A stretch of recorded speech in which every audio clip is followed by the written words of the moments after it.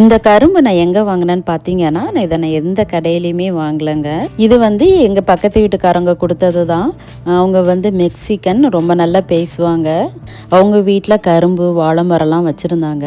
So அவங்கக்கிட்ட கேட்டோம், ஒரு 3 வருஷத்துக்கு முன்னாடி இந்த மாதிரி ஃபெஸ்டிவல் இருக்குது, நாங்கள் கரும்பு வச்சு சாமி கும்பிடுவோம், கிடைக்குமா அப்படின்ட்டு கேட்டோம்.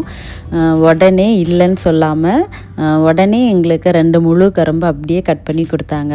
அது மட்டும் இல்லாமல் கரும்பு வளர்க்குறதுக்குமே கொஞ்சம் கொடுத்துருந்தாங்க. ஸோ அதிலிருந்து வளர்த்தது தான் இந்த கரும்புங்க.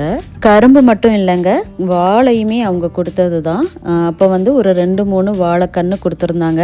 அதிலிருந்து வளர்ந்தது தான் நம்ம தோட்டத்தில் உள்ள வாழை மரம்லாம். இந்த வீடியோ மூலமாகவும் அவங்களுக்கு நான் ரொம்ப ரொம்ப தேங்க்ஸ் சொல்லிக்கிறேன்.